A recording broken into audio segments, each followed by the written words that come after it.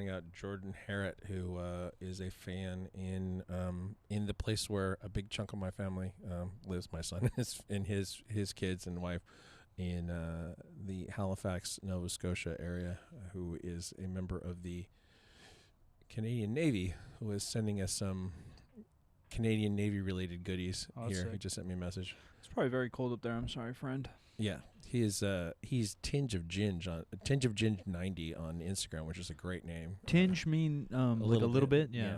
A little bit of a ginger, yeah. Tinge of Ginge. Tinge of Ginge.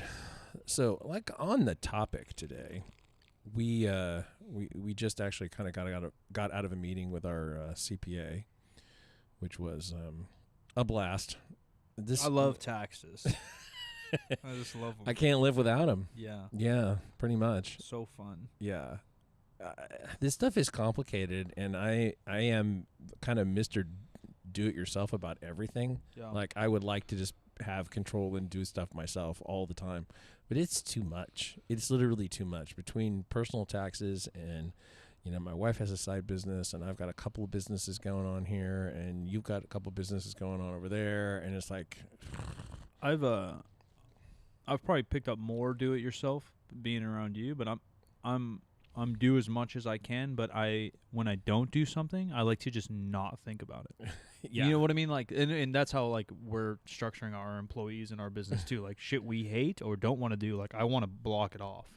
Yeah. And so like our CPA is really smart and really good so far. So like that's nice because I'll ask you a question, you give me an answer, and then I don't want to think about that. Like, it's gone. Mm-hmm. Do it.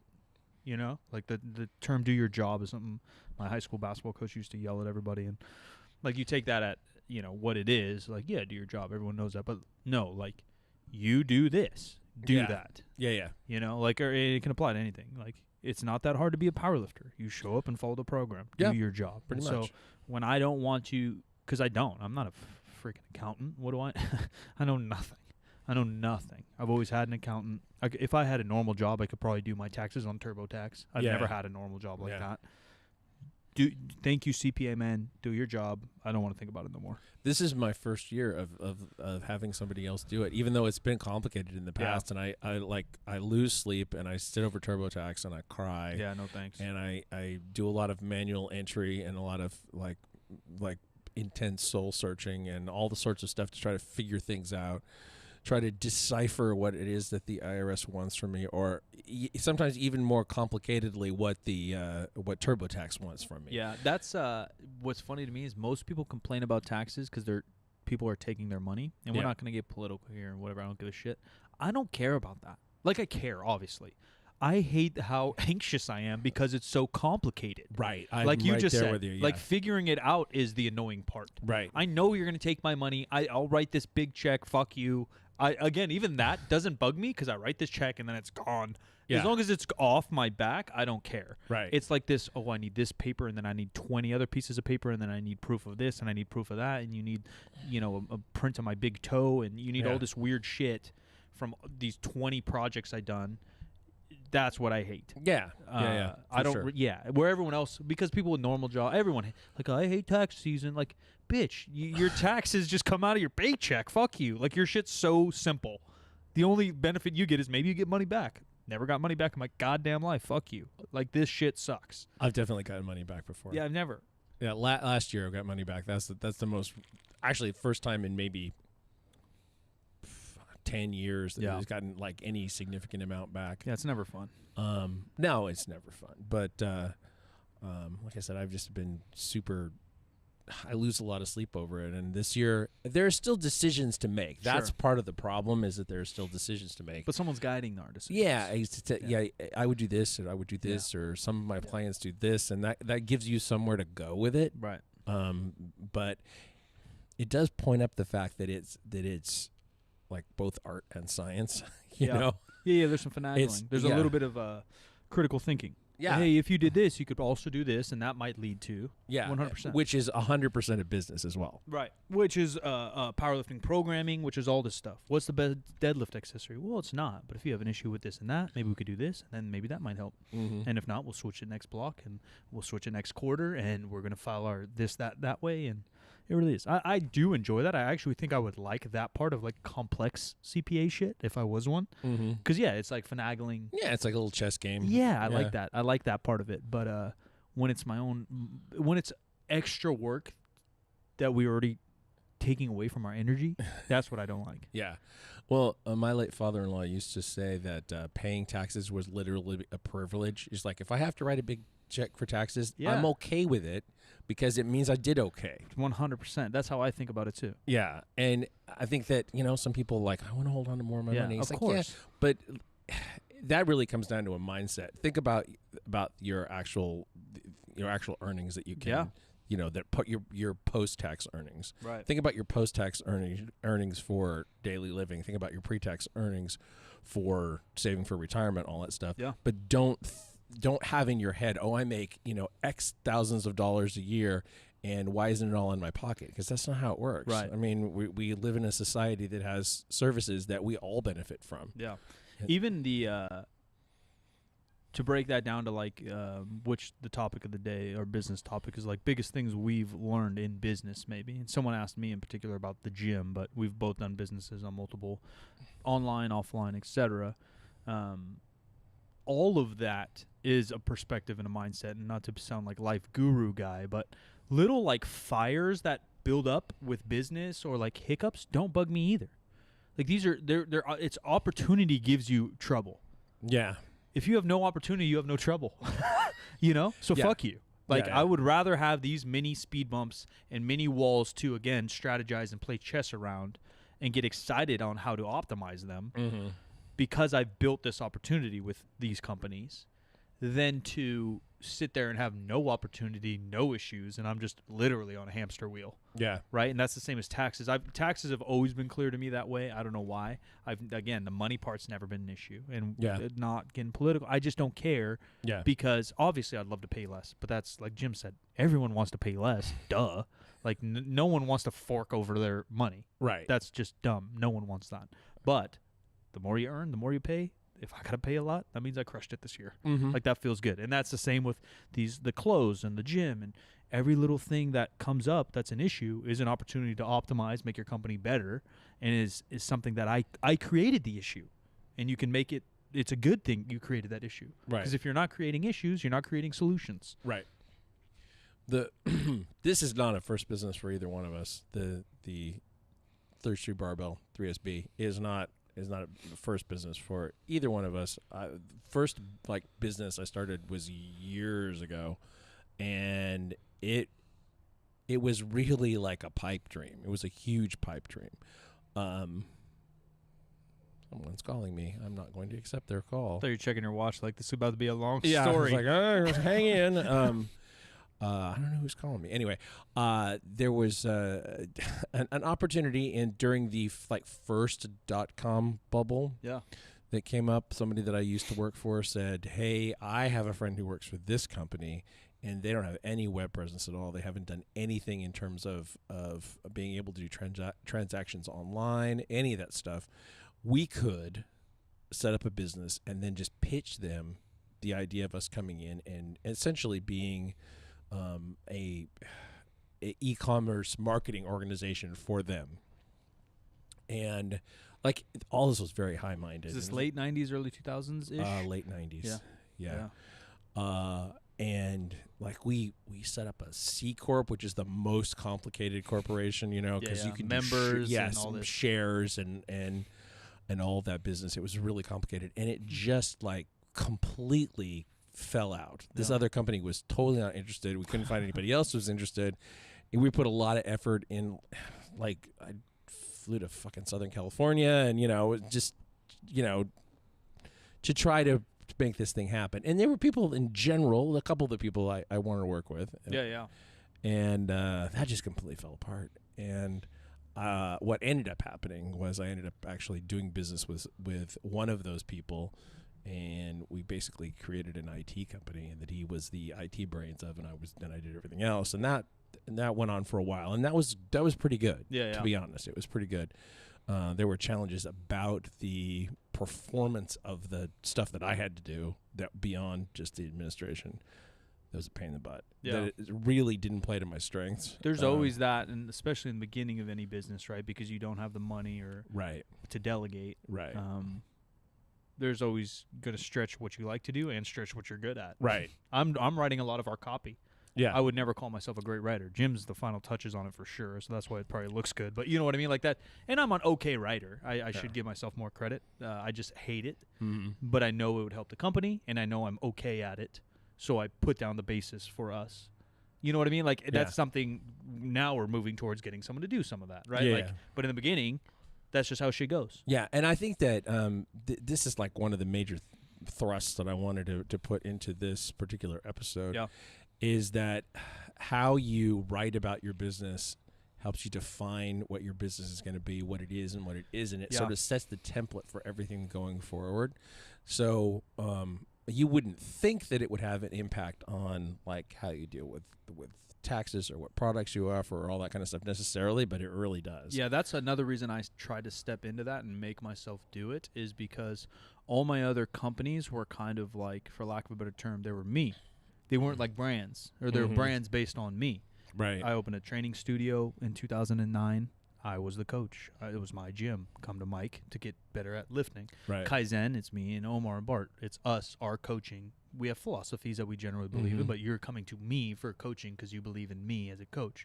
Where from day one, you and I have a story, a brand, a vision for what Good Company 3rd Street is that hopefully grows well beyond us, and I think it's starting to get some of that life. And so I knew that I could almost speak, for lack of a better term, like in character. I'm not speaking as Mike. It's our voice, but it's the company's voice. Right. And so that I knew would not only make the company have more life, breathe some life into the brand, but challenge me to speak not exactly like me always, but as we envisioned it to be. Right, and I think that that's a really good test for if you're going to go into business with somebody else, if you can come together on like common words, common descriptions that describe your business, things that resonate with you and stuff like that. If we, like, you wrote stuff, I wrote stuff. Sometimes you wrote just a bunch of copy, and then I would take it and pull it together into something that that was a kind of a full coherent piece or whatever. Yeah, bringing what we had talked about and things in my mind and stuff into it. If you can't do that with somebody, you probably can't actually be in business with them. Yeah, that was like one of the foundations of the whole thing, though. Is like you came up with the literal name, Good Company, and then the concept started run in my mind, and we spoke about it, and we were on the same page, be around like-minded people. Community's dead in our age. You can find community online. How can we build our own community online and in person? How do those match up? How does this all breathe? How can you support each other even though we're not all elite lifters or whatever? How do we build a community around this? And that's what started. Yeah, you kind of like stoke the fire with those things. Right. And maybe I'll bring the wood one day and you'll bring the gas the next day and switch off, like you said. Because, if you don't have that natural, and I don't think it has to be like you and I on the same page, but we have to have like the same end goal for sure. And we're pretty lucky in a lot of those senses, but some people aren't. No, definitely some people It's difficult. It's difficult for people to have the same idea of where you're at now, where you want to go, and a general idea of the path there. Right. We've had people because the moment that you start a business, you say you have a business, whatever, there are people who rush in to like sell you services. Yeah, sure. And I had a conversation sometime back with somebody who was like, okay, well, like, you know who your target market is? And I was like, yeah, actually I do. Here it is. Yeah. It's like, oh, most people aren't that far along. It's like, yeah, well, because we put a lot of thought into this and we started. We've done it before. And we've done it a long time. Right. But I think that people get so caught up in getting started with the actual business that they don't think about what is necessary to continue to be successsul after you get past that first part. Yeah, and that's what came to my mind. I don't want to put words in your mouth or your story, and maybe I'm wrong, but like the IT thing you just explained. Yeah. Keeping my like first personal training business was like that, where you're like kind of thinking like just the money. Well, if I do XXO, I make $1 million. Right. We're like, well, why, who, when? Yeah. What if this one company? Because that's what I was making on Tuna. I was like, well, I coach. All right, and I counted them. I coach 100 basketball athletes within a year, and I referee for 200. If I get 1% of that, boom, and I charge them each $300, boom, boom, oh, I'm making 6 figures. Here we go. I'm opening a gym. Rather than like, what do I offer? Who would benefit from it? Mm-hmm. What does it look like? What does the procedures look like? Like how we built this, and even how I built some of my other ones that, Kaizen does great, and how we built some of those, structure, deeper planning. And it doesn't have to be the X and O's of taxes. It doesn't have to be the X and O's of membership price. It doesn't have to be all that, where that's where everyone looks. That's actually surface level. Pricing, surface level. What the website exactly looks like, surface level. And again, it sounds life guru-y, but like your meaning, your why, your who, your what, your when. Mm-hmm. That's the deeper stuff. And it doesn't have to be directly defined as in 15 to 18-year-olds, males who play soccer. That's a good, okay thing to know, but you just have to have these circles that you want to hit, these targets, broad targets. Mm-hmm. And we're aiming for the bullseye. Probably not going to hit that bullseye. No. Right? But you got to be in that pocket. If you don't have a target, you have no chance to hit. Yeah. The basic question is who's going to buy? Right. And what are you doing that's different? Right. Why you? Right. And what are you going to provide that and how? And I think that part of that, I don't know, you can call it a mission statement, you can call it a business description, you can call it a lot of different things. You can call it brand story, which is really, that's where you take where you started and you talk about where you're going. All those things are important at the beginning, and you may not be able to do all of them right away. Right. Because some of them pop up separately. Yeah. Like my first reason, I don't know who first actually brought up to open a gym. And this, so the question of the day. I think it was you, but maybe, yeah. Well, I think so, and this is why. That's where I was going, because I think it was me. Question of the day is like, what did you learn opening the gym? And we've both received and read multiple comments over the last 8 months of people saying, that gym's awesome, that's what I'm going to do. Right. Which is cool. I don't want to break anyone's dream. But the original thing I think I brought up to Jim to open JIM, to open a GYM, is that I live in an area where there's nowhere I can show up and squat and deadlift. Right. And so I came to Jim and I said, hey, man, I need a gym. I need a gym. And I know there's other people like me within 3 square, 4, 5 square miles that don't have a place to show up and just squat. Right. With good music and a little bit of chalk. No such thing. There's classes, and we have buddies that are really good coaches, and there's all these other things. There's nothing like this.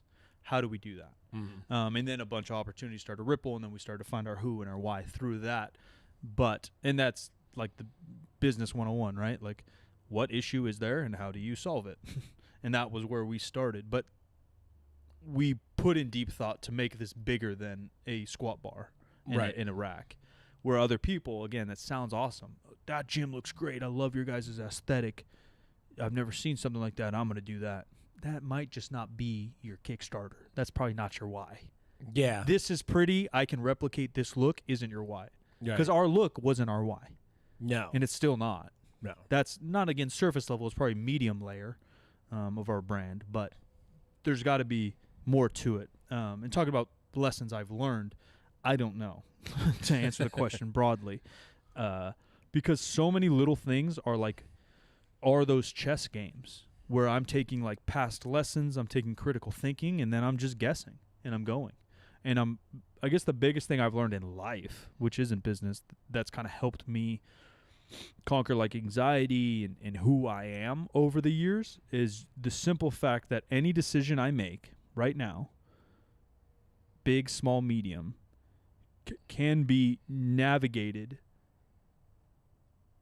U-turned, and switched tomorrow or next second or next minute. There's not a whole lot that you have to do that's totally carved in stone. Where I put so much pressure on myself to do good, be good, make the right decision, to be optimal, whether it be fitness, business, friendships, that I'd feel so bad.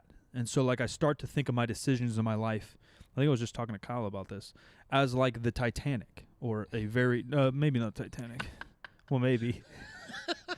Let's hope not the Titanic. Like a very large boat. Like a big boat. Like a big ass cruise. The biggest ship. boat. The biggest boat. Okay. Where like a decision I make like teeters me this way. Yeah. But like you can't U-turn the fucking boat. No. You just can't. You got to go in like 80. I mean, I'm no nautic. I'm not a seaman. You're not. There you go. I'm not a nautic. Is nautic right? I don't know if seaman. I'm not a captain. I don't know. Never. I've only been on little boats. I don't know. I've been on a yacht, but you probably need like 100 square miles to U-turn the fucking Titanic. Maybe so. Right? Or some shit. You can't do it. And so I think of myself as just kind of, all right, this decision made me go a little more this way. Oh, that's the good route. That's where we want to go. Then I keep fucking going. Oh, it's the bad route. All right, I'm going to readjust a little bit. And again, that's big and small. That's throwing 6 figures into the walls of this building that we did. That's also the same decision of what protein bar we're going to sell here. Like in my mind, and maybe I am. We talked about this on another episode. I think I have like a weird fear thing in my head that's not there.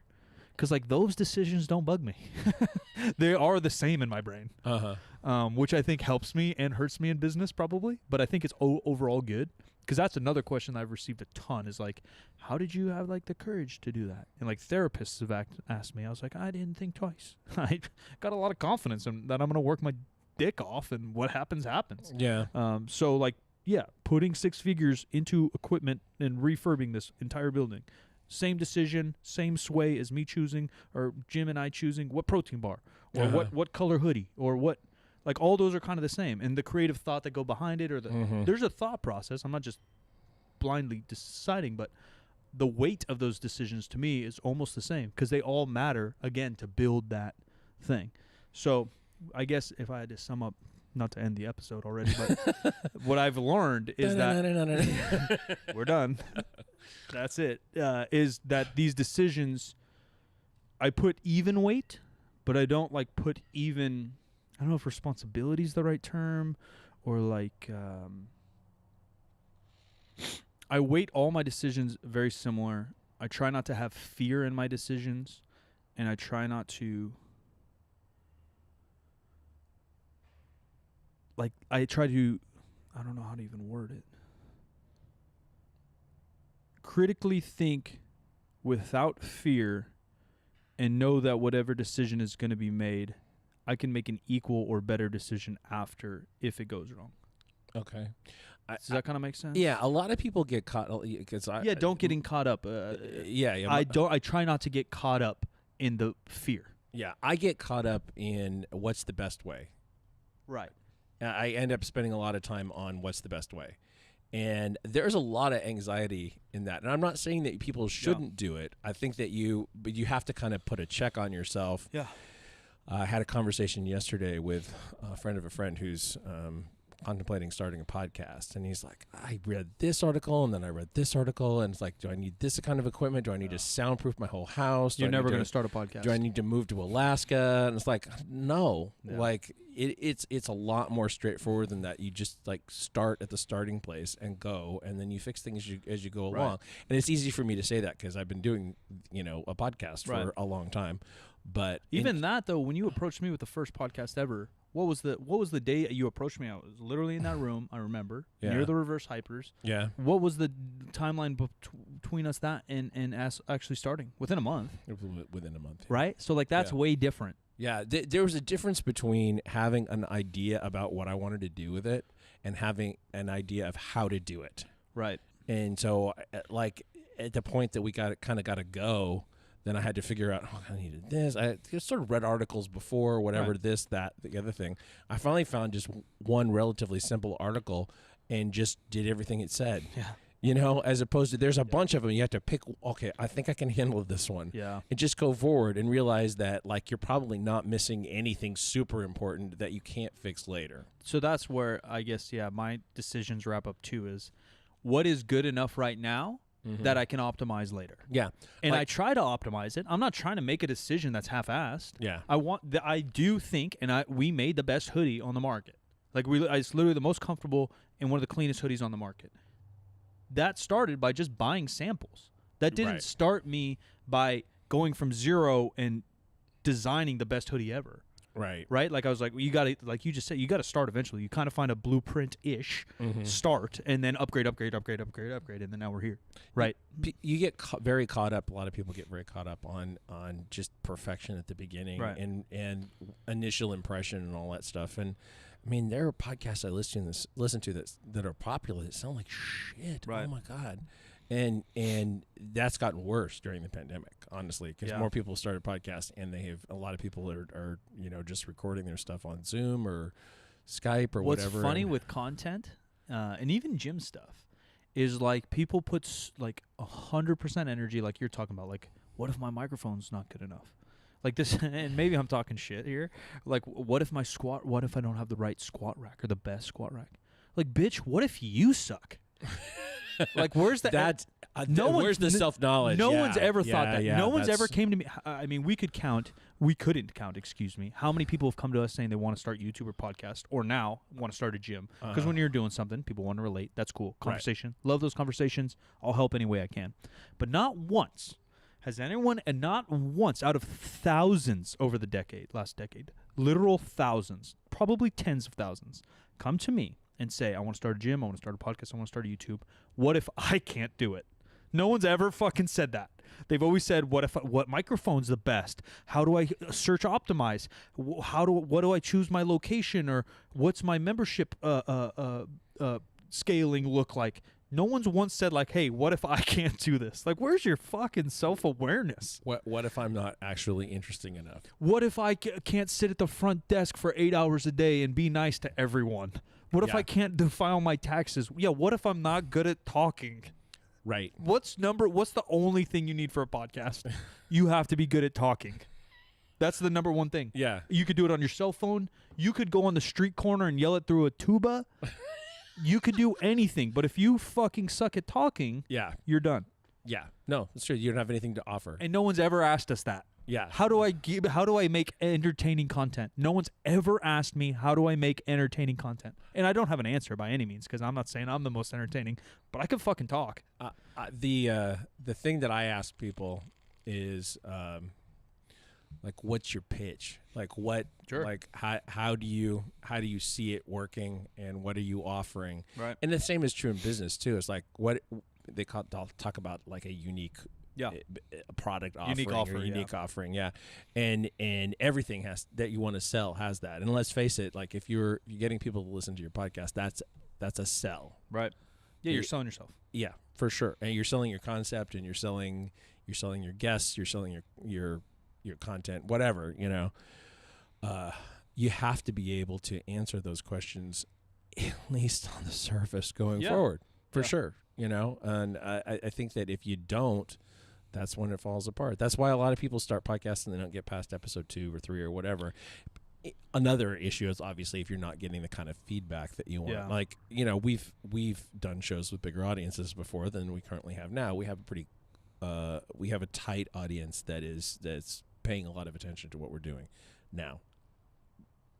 Marketing people will tell you that in this day and age, that is as valuable as having a giant audience. Yeah, for sure. Yeah, if no one cares about you and they're only listening to you for your guests or your fucking ads or whatever the fuck. And this is the thing that I enjoy saying, but it's true that a lot of podcasts you look at and they have, especially in this space, in this vertical, there's all the same people. It's all the same guests, and same topics. And I'm not interested in doing that really anymore. And we could have the same circuit of guests running through here that everybody else does. And you think that there's multiple reasons, right? Because if collaboration, everyone, like, that's the number one thing. But, like, how do you grow your YouTube? How do you grow your podcast? How do you grow your Instagram? The first, like, professional or non-professional will tell you, like, yeah, collaboration is going to help, right? Because you share audiences and maybe you make some unique content you wouldn't have.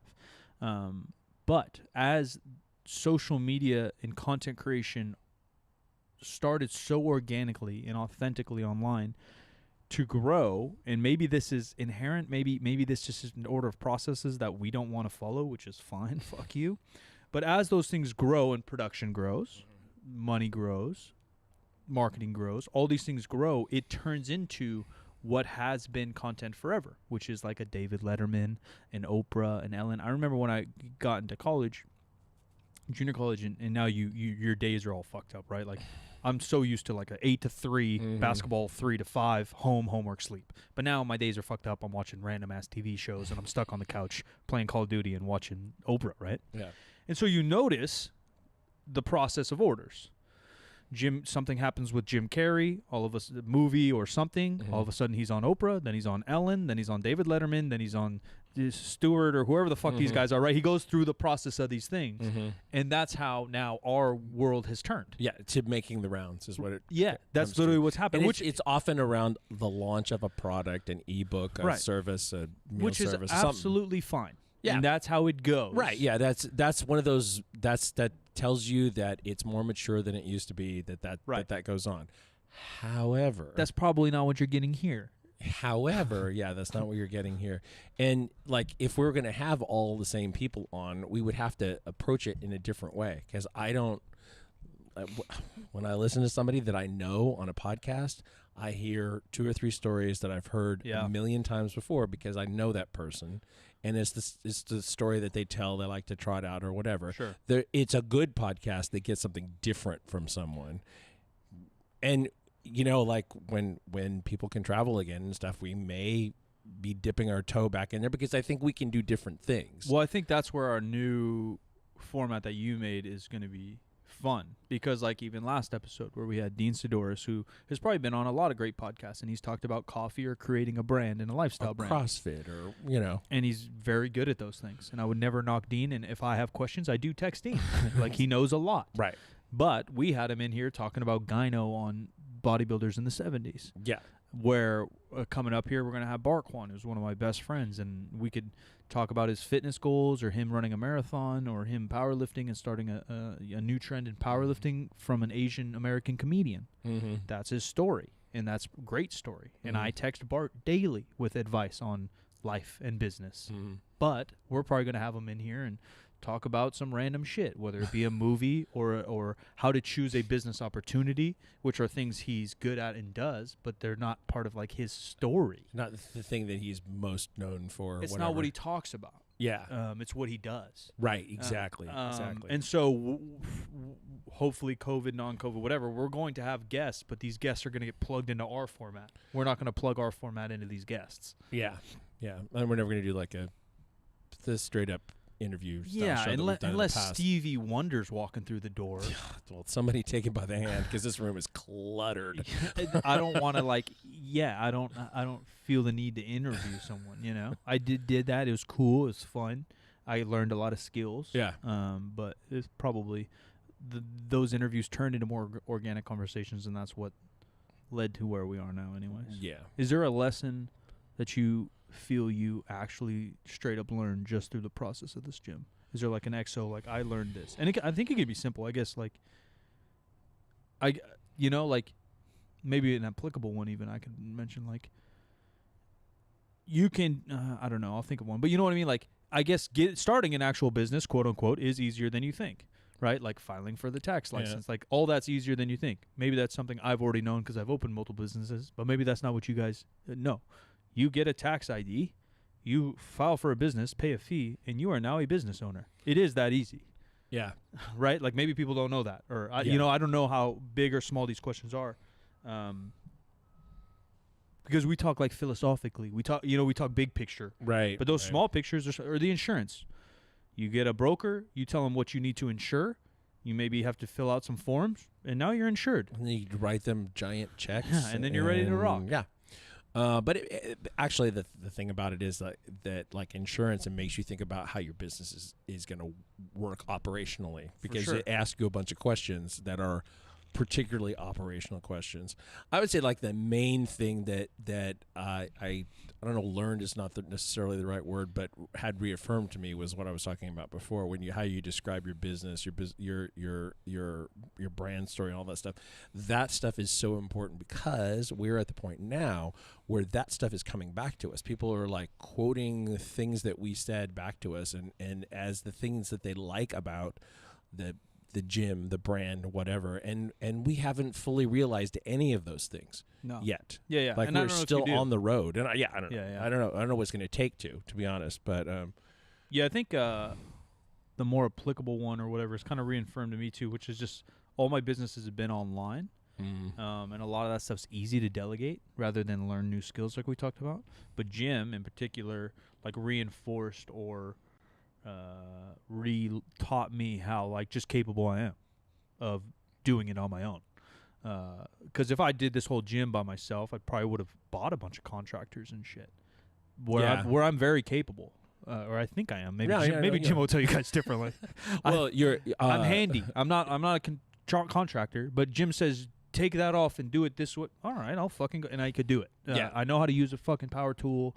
I can figure anything out. I can measure some shit. I can measure it accurately. I've done all these things when I was younger, whether it would be with my dad or my schooling. I've built a shed just like this.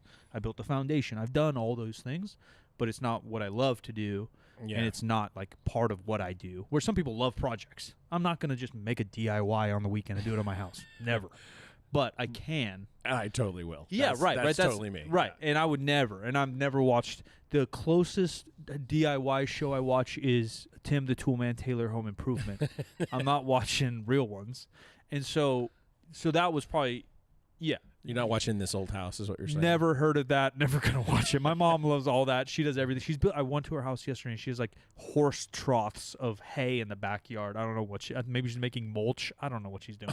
There's shit everywhere. Then I go, it could be mulch. Then I go in her garage, and it's not marijuana, but it looks like a full grow is on the wall. There's lights.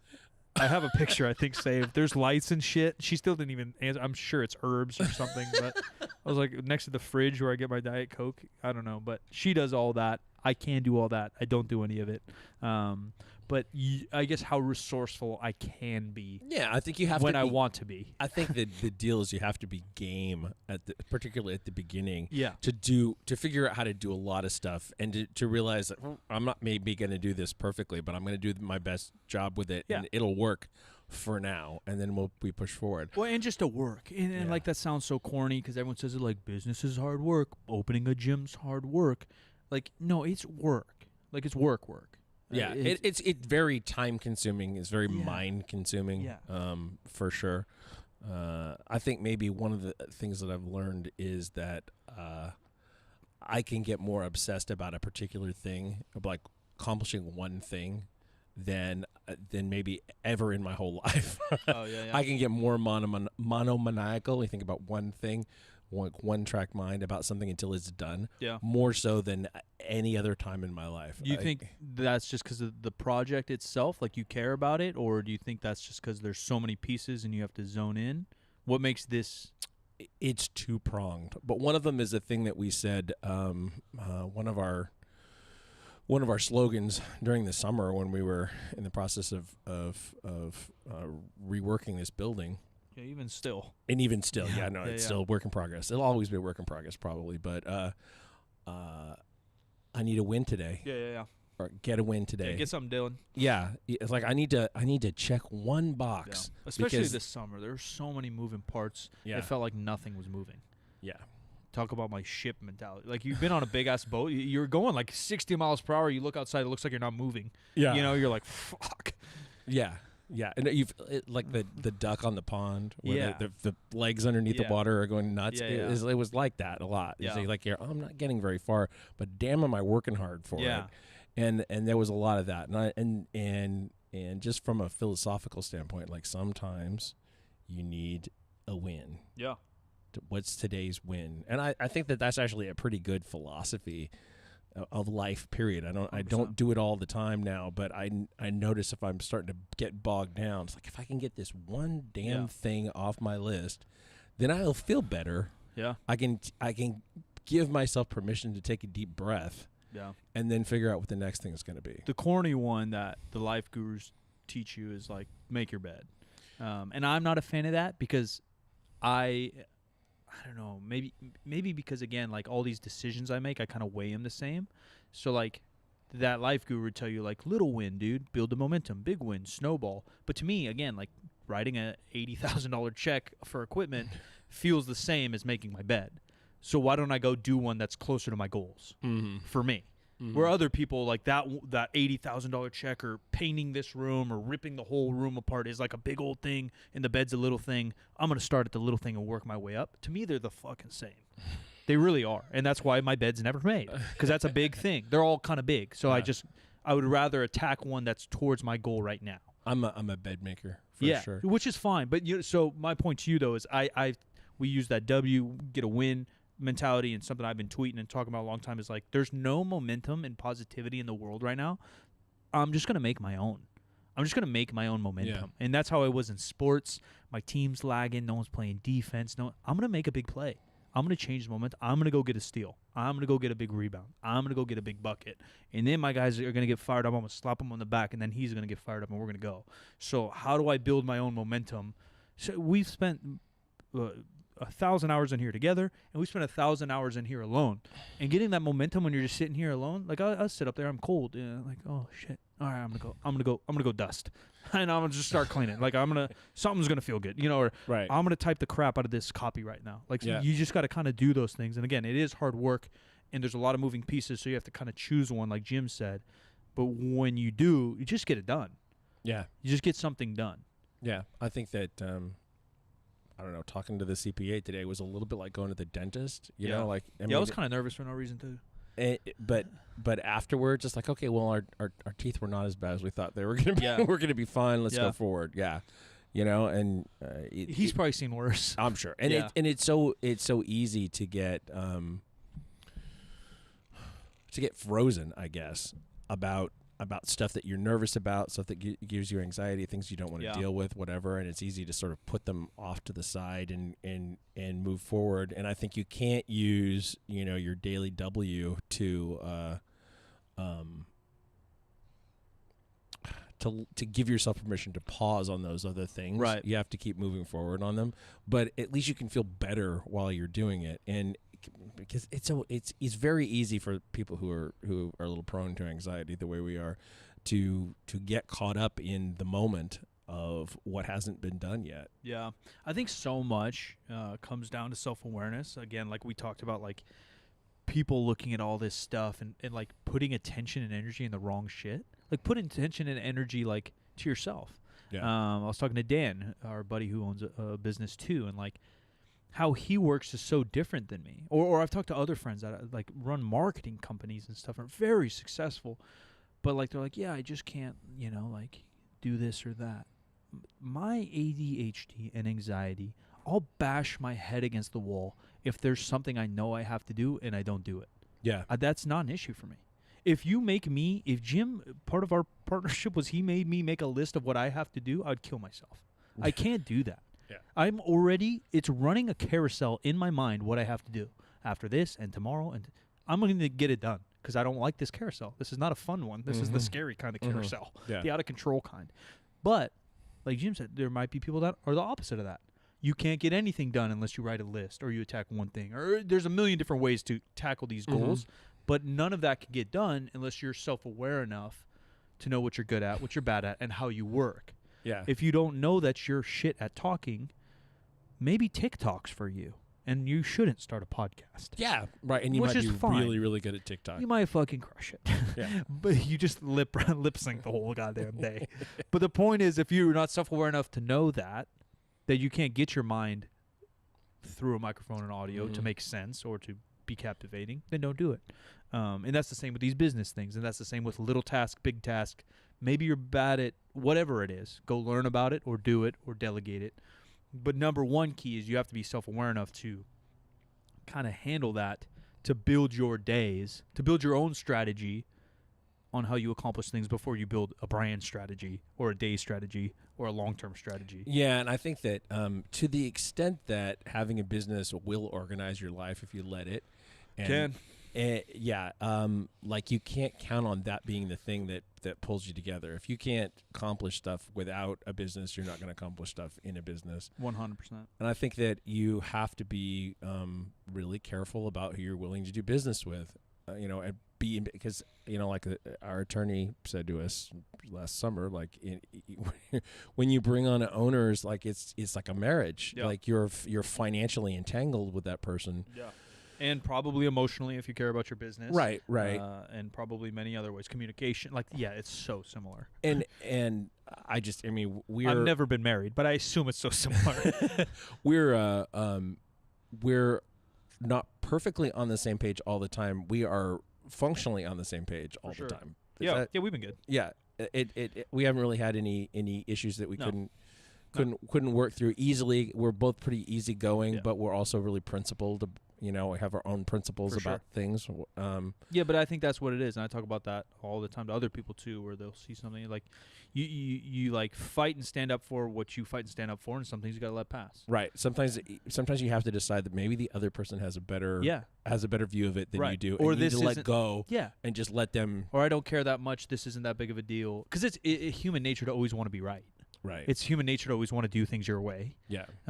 But yeah, a lot of times I'll be like, all right, is this me speaking? Is this the brand speaking? Or should Jim just go do this one? Like, Jim's just going to go do this. Like, I don't, you know, like he's thought about it more than me. Yeah, I'll do it, Jimbo. It's like, I have lists of things that I want to accomplish. And I'm not the biggest list maker in the world, but it does help me sometimes to have a comprehensive idea of all the stuff. But if I were to throw it at you, you might perceive it as being all that I see it as all equally important or whatever. Right, but no. And so I have a list, and so as things present themselves, I say, hey, I think we need to solve this thing, and as opposed to here's all this shit that's a problem. Well, we do that verbally too, and like other people might see it, and they might see it as combative. Or Jim will bring up something like, yeah, Jim, I'm gonna do this right now, or like, what are we doing right now, or what are we doing with that, and you'll do the same. Like, I'm gonna go do this right now, and I just like, all right, you're gonna go do that, I'm gonna go do this. And like, that's just how it goes, you know. Like, but meanwhile, we're texting about the big picture, right? Or we're texting at night about what really matters, but during the day or whatever, you know, you find your own wiggle path. And in other relationships, I think it is just like marriage or any friendship, or you find your own way to communicate or your own way to navigate things. Right. Maybe in your business and your partnership, you do need a list together, and you need to sit down at 9 o'clock and say, Jim, you're doing task A and I'm doing task B. And maybe that's how you're most efficient, but we're not. That's just not how we rock right now. And maybe one day we will, but right now we're rocking just fine.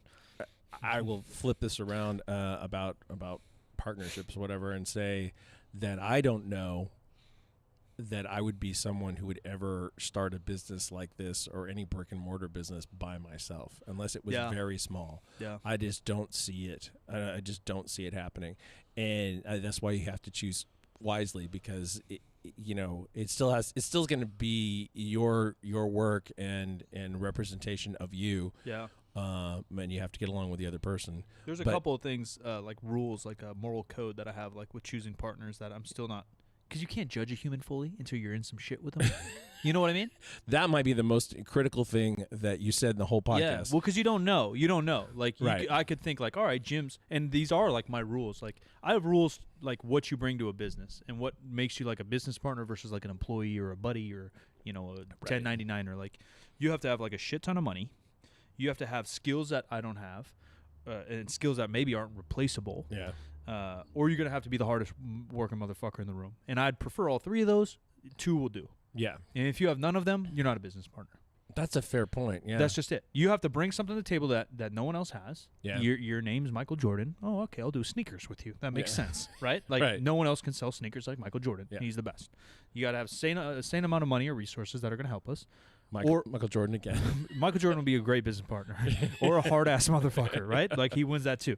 But right, and all those you can't always judge. The money you can kind of judge, but you can't always judge this person's skill that you may not have, or that fits your gap. And then I guess 4 is a given, but like, can I stand to be around them? Can I communicate with them, et cetera, et cetera? Because I'm the same as you. I don't think I'd ever start any business, easy or not easy, by myself. Because like, for me, it's like, why? I don't necessarily. I start a business to make money, sure, but it's not just to make money. It's like to do things with people you want to do things and do cool things. And that's something I learned from Bart early on. He's like, because everyone says don't do business with friends. Bart's like, well, I don't want to do business with like an enemy, or like somebody I don't know.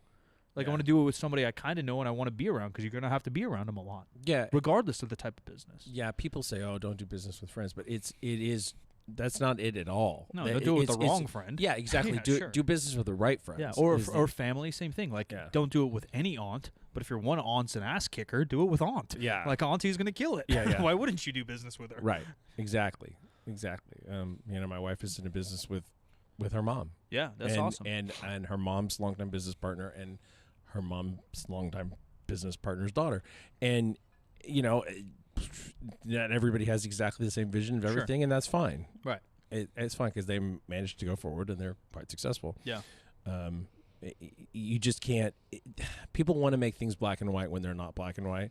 I would say for a lot of people, if they're not exercising good judgment at the beginning, maybe don't do business with friends if you don't, Well, the thing and there's a lot of wishful thinking at the beginning of anything too. That's what I was saying is you just don't know.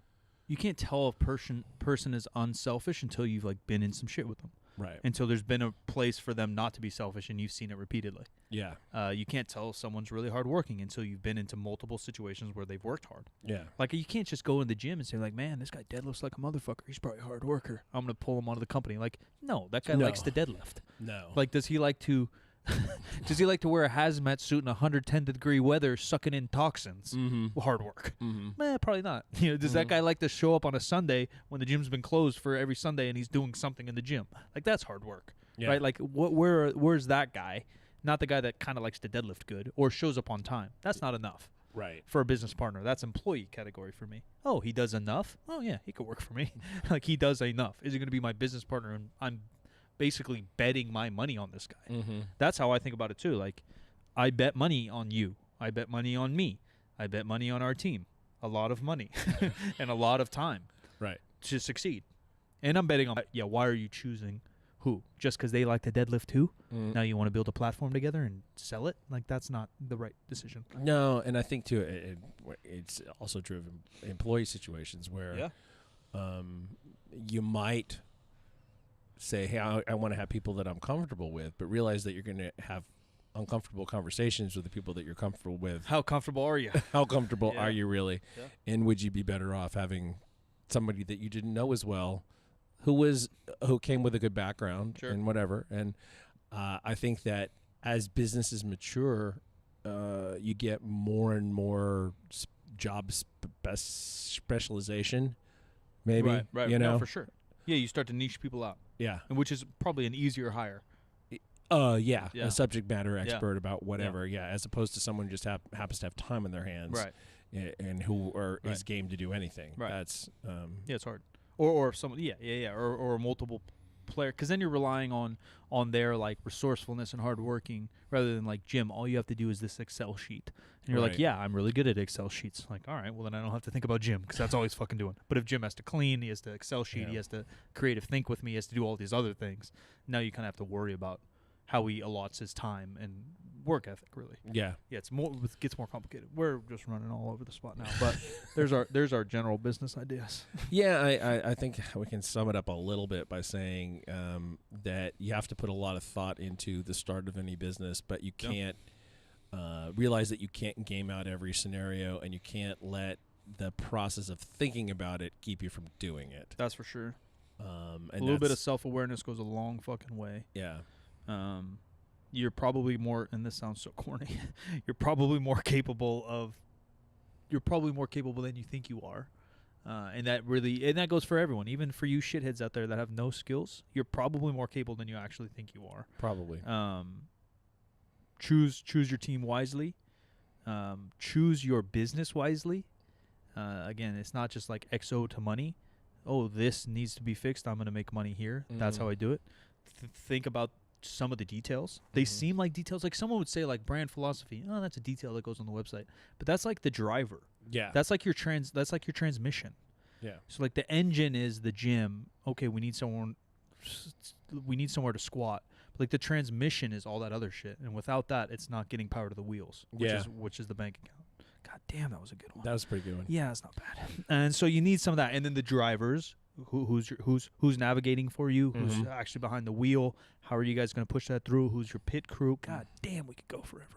What kind of gasoline you throwing in that bitch, right? So you have to find the different big targets, and you need multiple of those before you should even start. Most people, I think, just find that one target. X, problem. B, money. I'm going to make money. Rather than these multiple targets, and then just try to get on that target.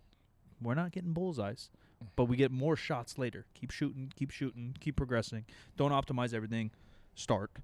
So, and like if this is a road race, you have a pretty good idea where the finish line might be. You're never going to really get there. Yeah, that's where the analogy stops. That's where the analogy stops. And there's no laps. There's no start or stop. There's no once you start, there's no stop. Yeah, and it's, I mean, it's such a cliche, but it's really about the journey because you never really get there. You know? Yeah, 100%. Like what you can have a general thought of an end game. Yeah. Are you going to try to sell the company? Are you going to run it for 15, 30 years? Like you can have a general idea, but that shouldn't, again, I don't even think that should be a target. That shouldn't, because once you make that a target, because I've done companies like that. I've started probably 10 companies and failed 6. Once you do that, like I'm going to do X, B, C, and I'm going to sell it in 3 years. Like that shouldn't even be there. As we sit here, I have general goals about what my participation and compensation looks like, and what sort of, maybe the end game might be, but I don't. None of that. I haven't even thought about it. Stone. I don't know where I'm going. I have like big goals in the way, like collaborations I like to do, or like recognize, like, hey, if I get so and so to kind of see us in this category, that's there, But I have no idea. You just run. I'm running the race. That seems like a really good spot. Appreciate you guys. New podcast every Wednesday. Again, a couple loves on Twitter and Instagram. If you guys tag us, we'll retweet, show you love back. Ratings and review always help. 3sb.co to stay up to date on our clothing, the gym, etc., etc. We are officially open in Sacramento, California. If you want to lift weights, stop by. Taking new memberships, taking day passes 8 a.m. to 8 p.m. weekdays. I'm Solid Mike with 2Ks. Follow us wherever, and content should be revving up. So we're starting to delegate a couple pieces here, and we should be able to really start to push some content. So I'm excited. Yeah, that's 8 to 8 is Monday through Friday is our desk hours. Our members of their different plans enjoy different schedules, which is something that was another one of those boxes I needed to check. That was one of the long-term goals that we were able to put in place. I am at the Jim McD on all the social medias. This show is 50% facts, where percent is a word and 50 is just numbers. And we will talk to you next week.